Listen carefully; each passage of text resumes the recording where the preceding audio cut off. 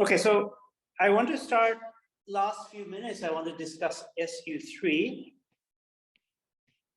But before we do that, are there any questions? So the goal of the tensor methods is to construct representations, is that right? Yeah, you construct irreducible representations from the smaller representations. You know that the fundamental and the antifundamental representations are irreducible, and you just put them together in different ways to be, and then find bigger representations which are also irreducible. Okay. I see. And Yeah. there, you know, I haven't really given you a very well. I haven't given you any you know, algorithm for doing that. But for SUN, there's a very beautiful algorithm for constructing the irreducible representation known as Young's tableau. But Young's tableau will take us at least one lecture to cover. So if you're interested in how to construct these things, I recommend you use you read Young's tableau. And Young's tableau, you can find, for example, the book by Jones has a good discussions on it, very readable discussion, okay?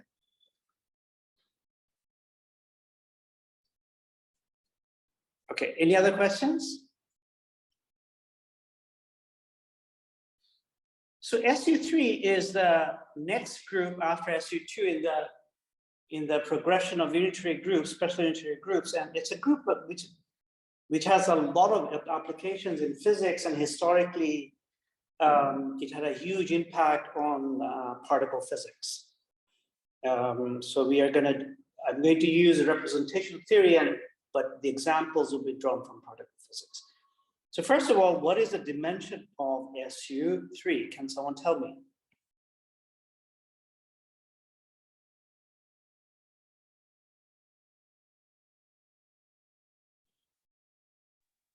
Three, sir.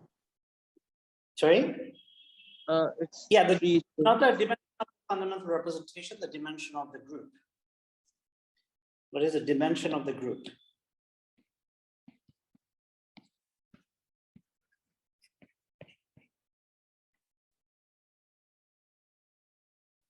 The dimension of the parameter space or the manifold. I mean,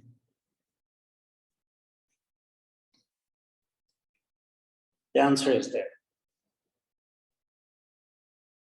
It should be the same dimension, same as the dimension of the adjoint representation, right?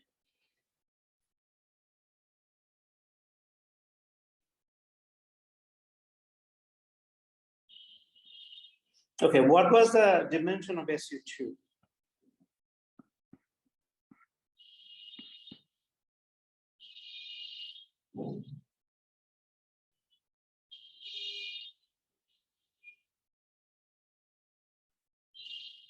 By this time, you should know what as a group, what the dimension of SU2 is.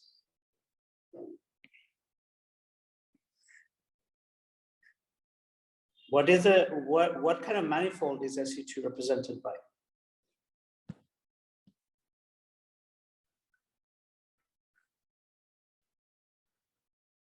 We did a construction. Yeah, I mean it's a I think 3 sphere. I mean S2. S2 or S3?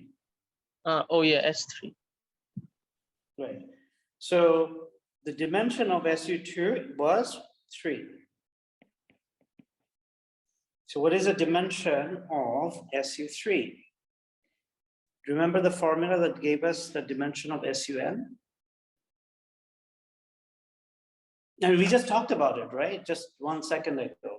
The dimension of the group is equal to the dimension of the adjoint representation. So you just have to remember what the dimension of the adjoint representation is for SU3. 3 square minus 1. Right, which is this, you know, which is implicit in this formula, right? So the dimension of SU3 is 8. Now, the next question you might have completely forgotten, but I'll ask it anyway. What is the rank of SU3? That is, what is the dimension of the Cartan subalgebra of SU3? Do you remember? For SU2, it was 1. We just chose J3.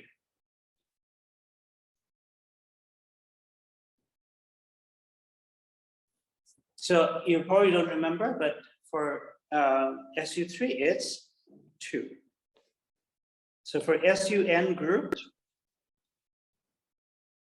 the rank is always n minus 1.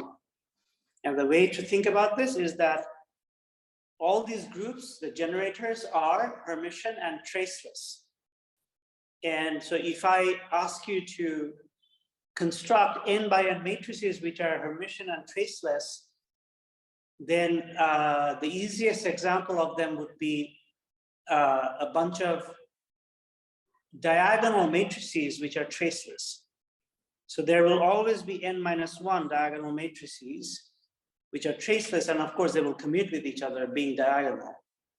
And it turns out that all the other elements of the generator, they don't commute with these.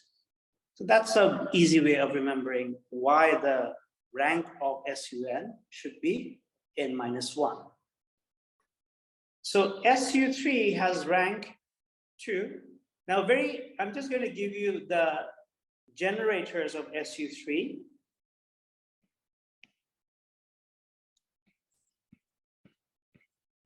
And they were constructed by, for physics, they were constructed by Marie Gell-Mann.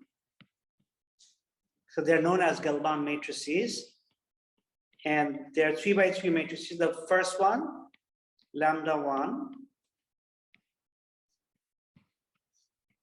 The second one, lambda 2.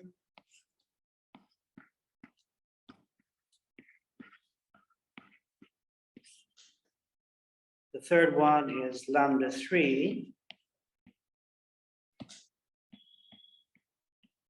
Do you see a pattern in these matrices yet?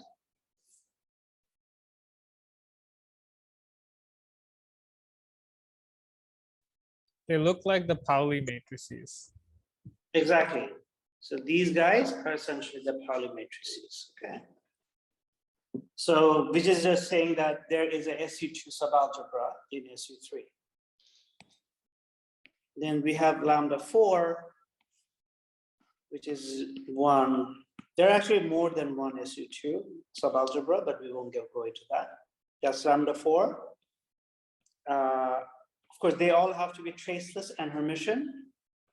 Lambda 5 is just 1 replaced by I and minus I. And then lambda 6 is this guy. Of course, lambda 7 would be easy to guess. Will just be I and minus I. Lambda 8 is the other diagonal matrix. It has a weird normalization.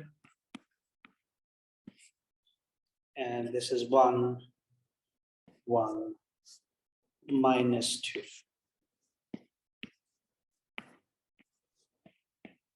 Okay, so these are the famous Gell-Mann matrices, okay?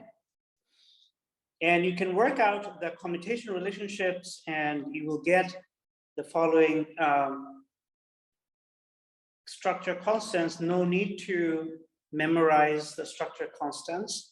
I'm just giving them for completeness.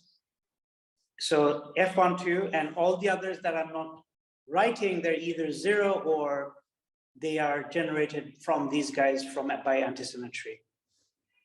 So then F147 is the same as minus F156, F246, F257, minus F367, that's half, all these guys. And then we have F458, F678, these are square root of 3 by 2, okay? You don't have to memorize any of this.